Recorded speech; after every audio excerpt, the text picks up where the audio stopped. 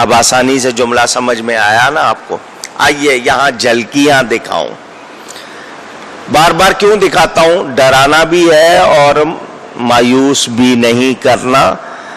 ڈرانا اس لیے کہ گناہ سے بچیں، اور رحمت کی طرف توجہ دلانا تاکہ شوق بڑھے. جو بندہ اللہ تعالی کا کہنا سنتا ہے،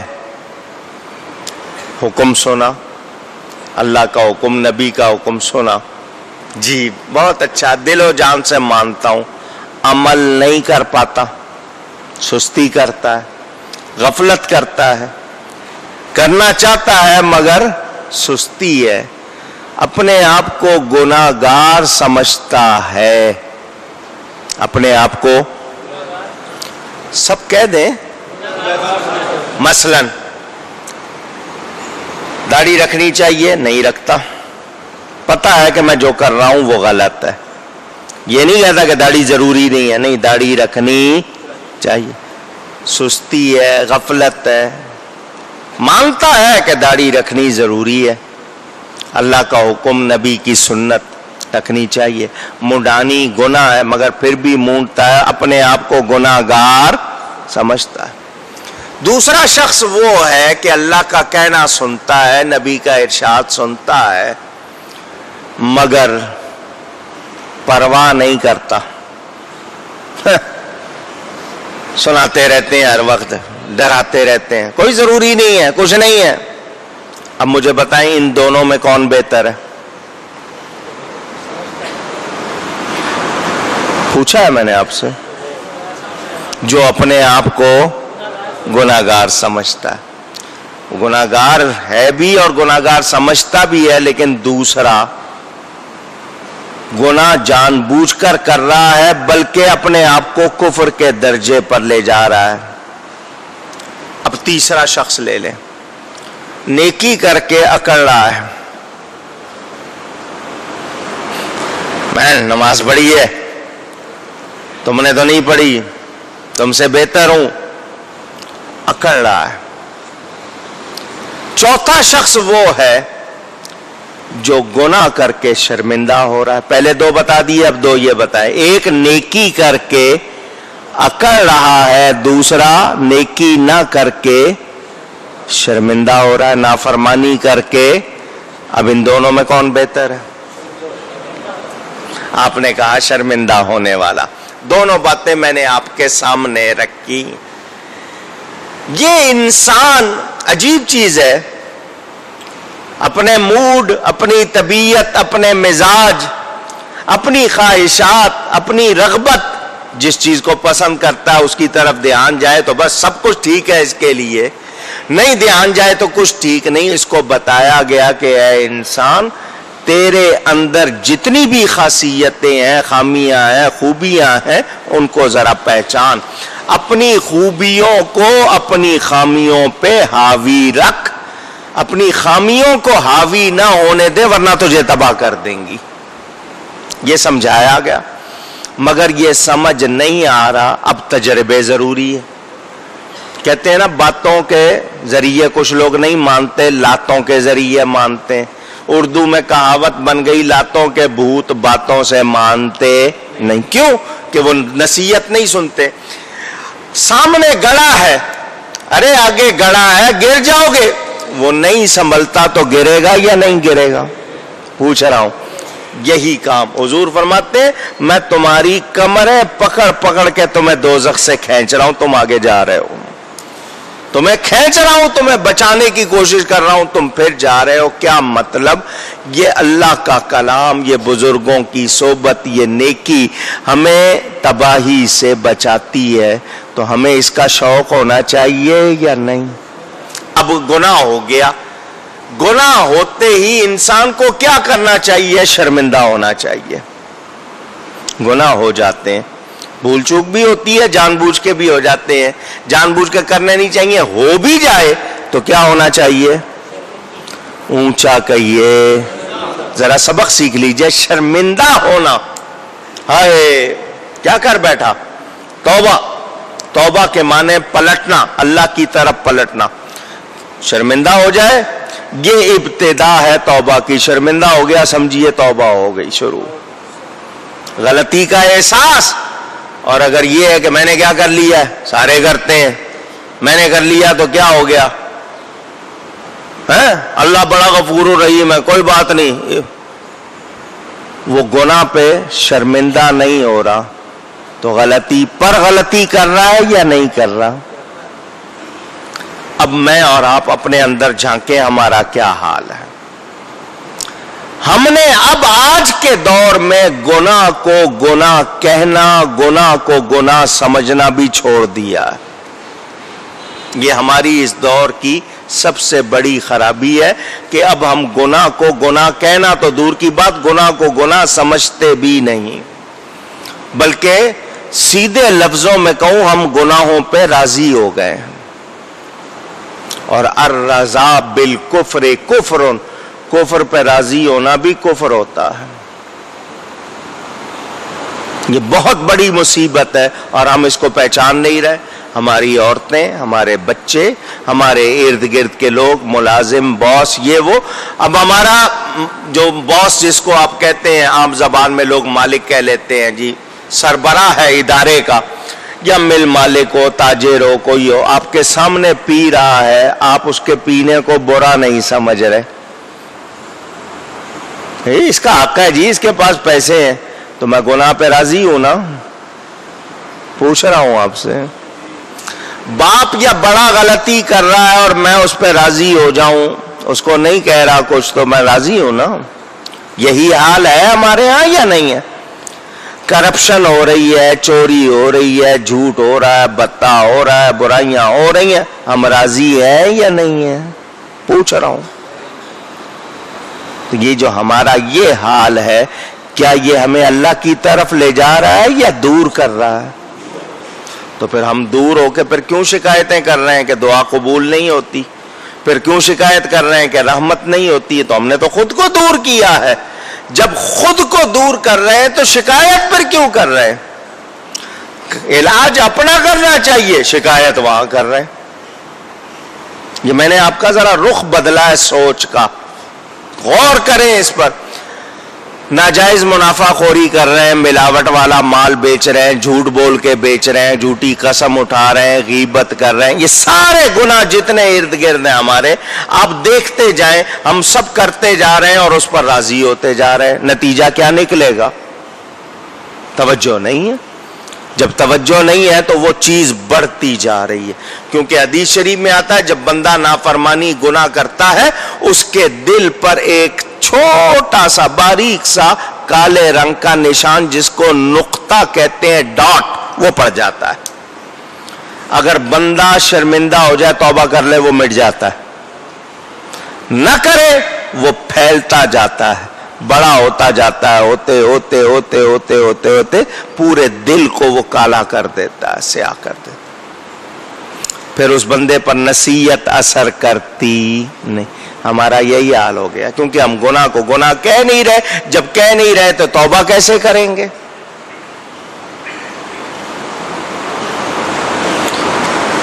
جو شرمندہ ہو جائے، توبہ کر لے، اس کے لیے آسانی ہو جاتی ہے. میں نے آپ کو یہ حدیث بہت مرتبہ سنائی ہے، پھر سن لیں. اللہ کی بارگاہ میں پیش ہوں گے. ایک نے دنیا میں اللہ کا کہنا نہیں مانا، ٹالتا رہا، وہ پیش ہوگا. اور ایک وہ تھا جو اللہ کو غفور الرحیم رحمان سمجھ کر، نہیں اللہ بڑا مہربان ہے، معاف کر دے گا، وہ گناہ سے ٹلا نہیں. دونوں پیش ہوں گے، دونوں کے گناہ بتائے جائیں گے.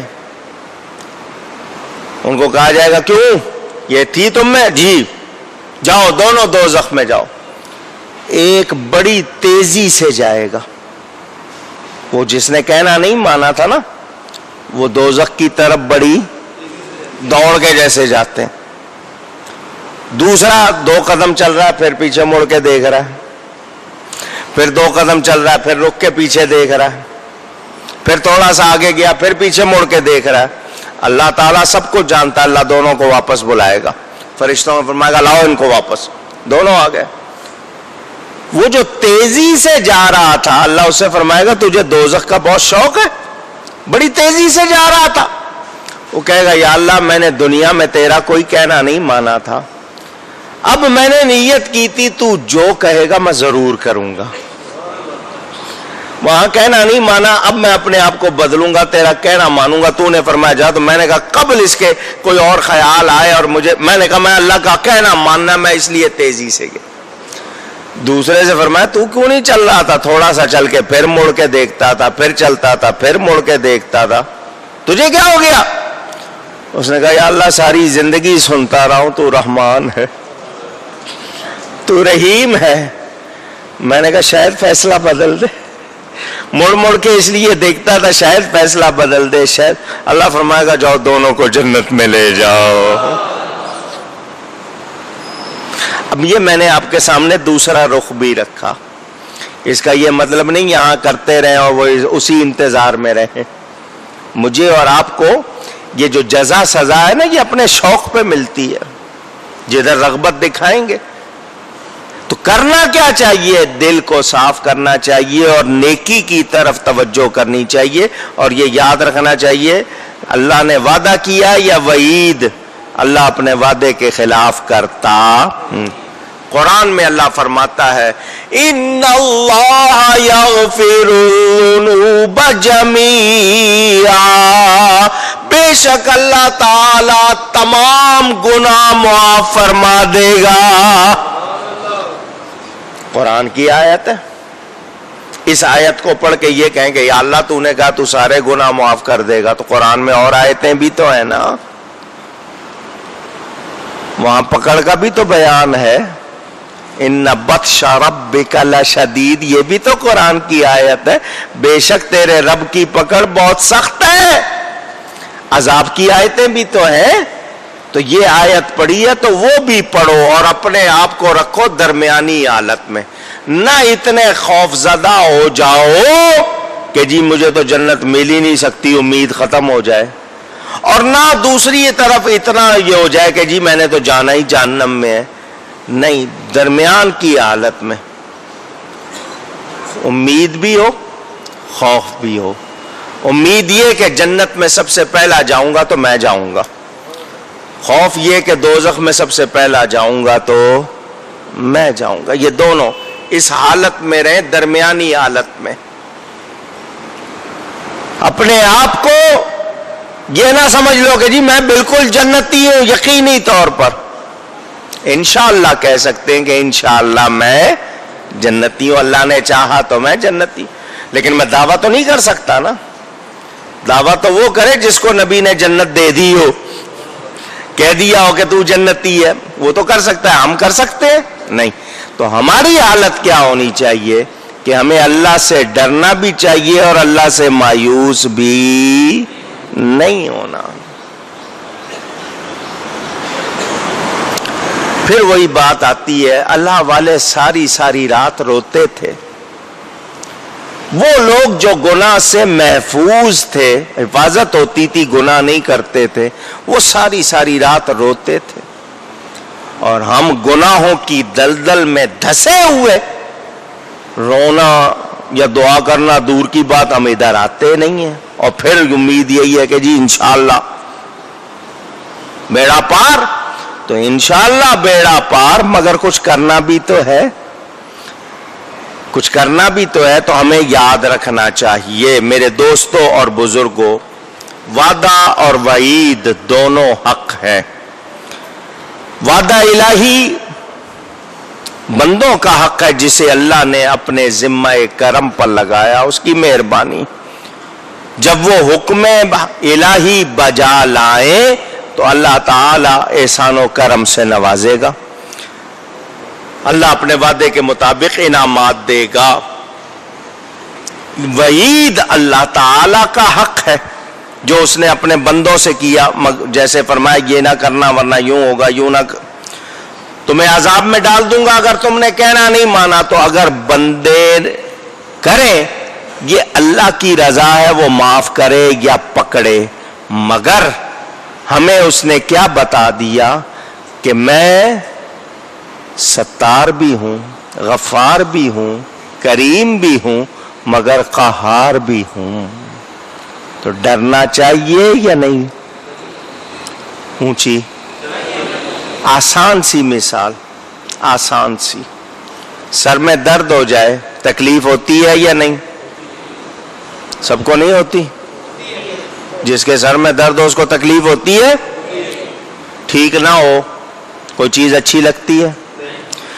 تھوڑا سا درد سر میں ہو جائے، ٹھیک نہ ہو، بے چین ہو جاتے ہیں.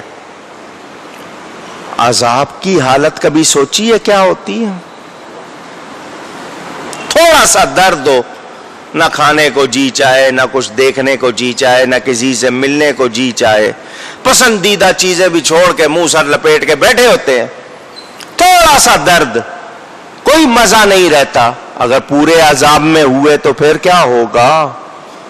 ہم سہ سکتے نہیں. تو ڈرنا چاہیے، ڈرنا چاہیے.